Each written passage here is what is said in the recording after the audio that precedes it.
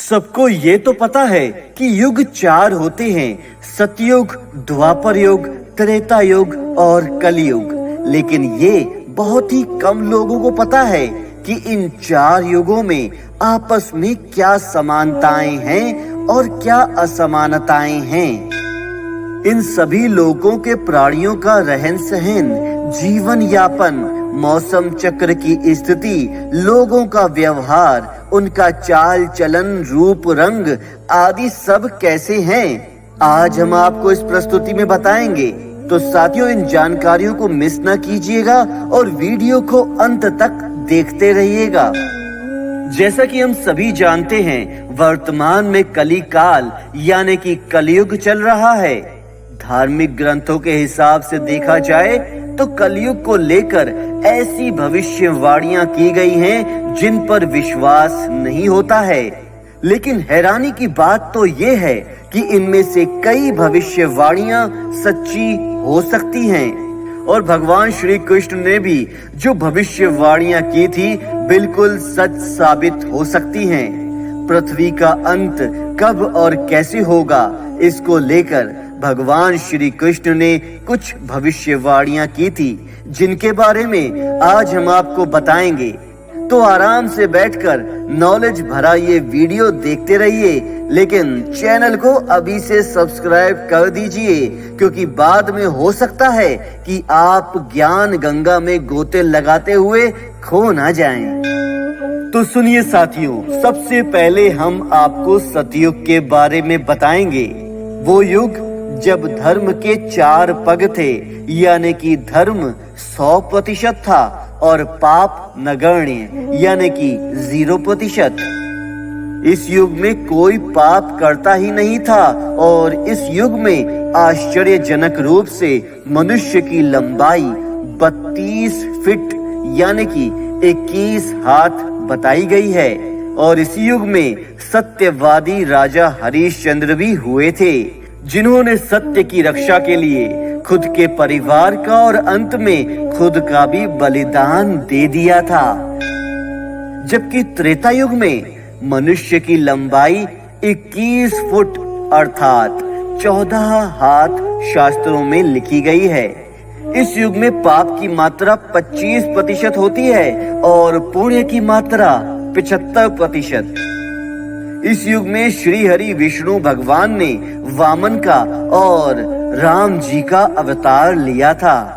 और इसी युग में राजा बाली ने 3 पग धरती वामन भगवान को दान में दे दी थी और वामन भगवान ने उन्हीं 3 पग में पूरा ब्रह्मांड नाप लिया था। जबकि राक्षस राज रावण सीता का अपहरण करने के बाद उसे छू भी नहीं पाए थे। अब द्वापर युग की बात करें तो इस युग में धर्म के केवल 2 पग ही रह गए थे। इस युग में मनुष्य की लंबाई लगभग 11 फीट थी, यानी कि केवल 7 हाथ, और पाप और पुण्य की मात्रा बरोबर थी, यानी कि 50-50%। इस युग में आधे मनुष्य पापी थे और आधे मनुष्य पुण्यात्मा थे। इसी युग में महाभारत का धर्म युद्ध हुआ था, जिसमें भगवान श्री कृष्ण ने धर्म की रक्षा के लिए पांडवों का साथ दिया था। अब वर्तमान काल यानी कि कलयुग की बात करें तो इस युग में धर्म का केवल 1 ही पग रह गया है और इस युग में मनुष्य की औसत लंबाई लगभग 5.5 फुट है, अर्थात केवल 3.5 हाथ। इस युग में धर्म का सिर्फ 1/4 पग ही रह जाता है, अर्थात इस युग में पाप की मात्रा 75% होती है, जबकि पुण्य की मात्रा होती है केवल 25%। कलयुग के बारे में श्री कृष्ण कहते हैं कि कलयुग वो युग होगा जिसमें स्त्रियों को केवल अपने केशों पर ही रूपवती होने का गर्व होगा। कलयुग में स्त्रियां गरीब पति को त्याग देंगी और अमीरों के पास चली जाएंगी। उस समय केवल धन पुरुष ही स्त्रियों का स्वामी होगा। पुरुषों के रूप रंग या चरित्र का कोई महत्व नहीं रह जाएगा। कलयुग में थोड़े से धन से ही मनुष्य में घमंड की भावना आ जाएगी। उस समय लोग आपकी धन प्रभुता और लोकप्रियता के कारण ही आपसे संबंध रखेंगे। सारा धन घर बनाने में ही समाप्त हो जाएगा। इससे दान पुण्य के काम हो नहीं सकेंगे और सारी बुद्धि केवल और केवल धन कमाने में ही लगी रहेगी। कलयुग में स्त्रियां अपनी इच्छा के अनुसार भोग विलास का ही आचरण करेंगी और ऐसे लोगों का राज्य होगा जो कि दोनों ओर से शोषण करेंगे। बोलेंगे कुछ और करेंगे कुछ, मन में कुछ और कर्म में कुछ। ऐसे ही लोगों का राज होगा। अपनी छोटी बुद्धि को ही शाश्वत समझकर कुछ मूर्ख लोग ईश्वर की और धर्म ग्रंथों की प्रामाणिकता मांगने का दुस्साहस करेंगे। उनके पाप जोर मारेंगे और वो वेदों को छोड़कर संस्कार शून्य हो जाएंगे। तब पूरी पृथ्वी पर केवल और केवल मलेच्छों का ही राज होगा। सबके सब राजा आचार विचार में मलेच्छ ही होंगे। यह सब एक ही समय में विभिन्न प्रांतों पर राज करेंगे। लूट खसोट कर अपनी प्रजा का खून चूसेंगे। जब ऐसा शासन होगा तो देश की प्रजा में भी ऐसा ही स्वभाव व आचरण हो जाएगा। आपस में वे लोग भी एक दूसरे को उत्पीड़ित करते रहेंगे और अंत में सब के सब नष्ट हो जाएंगे। महर्षि व्यास जी के अनुसार कलयुग में किसी के मन में दया भावना, क्षमा भावना व शांति भावना की प्रवृत्ति नहीं होगी।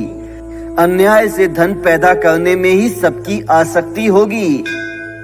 कलयुग की प्रजा बाढ़ और सूखे से हर समय व्याकुल रहेगी।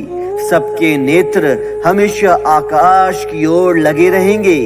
वर्षा न होने की वजह से मनुष्य तपस्वी लोगों की तरह केवल पत्ते खाकर ही जी पाएगा और ऐसा भी कई समय तक नहीं हो पाएगा, क्योंकि कुछ समय के पश्चात वर्षा न होने की वजह से वृक्ष भी खत्म होते जाएंगे। भूख प्यास का ऐसा तांडव मचेगा कि लोग स्वयं का आत्मदाह करने की कोशिश में लगे रहेंगे। इसी संदर्भ में भविष्य पुराण के अनुसार ब्रह्मा जी ने कहा कि हे नारद, भयंकर कलयुग आने पर मनुष्य का आचरण दुष्टतम हो जाएगा। योगी भी भोगी बन जाएंगे। संसार में परस्पर विरोध की भावना पैदा हो जाएगी। ब्राह्मण, क्षत्रिय, वैश्य जन को कोई नहीं पूछेगा, पर जिनके पास पैसे की अधिकता होगी वे शूद्र भी राज करेंगे। देश देश गांव गांव में सभी के सभी दुखी ही रहेंगे। अपने धर्म को छोड़कर लोग दूसरे धर्म का आश्रय लेंगे। देवताओं का भी देवत्व नष्ट हो जाएगा और उनका आशीर्वाद भी किसी को फलीभूत नहीं करेगा। मनुष्य की बुद्धि को केवल मार काट, लड़ाई झगड़ा, गाली गलौज ही अच्छा लगेगा। कलयुग में विवाह को धर्म नहीं माना जाएगा। शिष्य गुरु के भी गुरु बनकर उनको अपने अधीन रखेंगे। पुत्र भी अपने पिता धर्म का पालन नहीं करेगा। कोई किसी भी कुल में पैदा क्यों ना हो, लेकिन जो बलवान होगा कलयुग में वही सबका स्वामी होगा। ऋषि व्यास के अनुसार इस काल में अधर्म इतना भयंकर होगा कि 10-11 वर्ष की लड़कियां 12-13 वर्ष के लड़कों के साथ संभोग करके संतान उत्पन्न करने लगेंगी।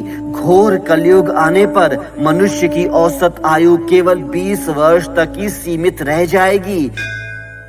ब्रह्मा वैवर्त पुराण के अनुसार उस घोर कलयुग में मनुष्य की अधिक से अधिक आयु केवल 30 वर्ष की होगी और औसत आयु केवल 20 वर्ष की होगी। 16 वर्ष की उम्र में लोग वृद्ध हो जाएंगे और 20 वर्ष में मृत्यु को प्राप्त हो जाएंगे। उस समय शरीर घटकर बौना हो जाएगा। कलयुग के अंत में संसार की ऐसी दशा होगी कि अन्न तो कहीं पर भी नहीं होगा। पूरी धरती बंजर हो जाएगी। तब एक बार फिर से पशुओं से आरंभ हुई ये धरा, ये पृथ्वी वापस पशुओं में ही विलीन हो जाएगी। फिर होगा नए युग का आरंभ।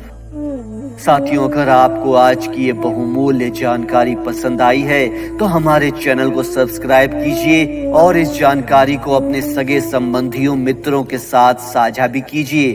कमेंट बॉक्स में अपने सुझाव भी अवश्य लिखिएगा। धन्यवाद।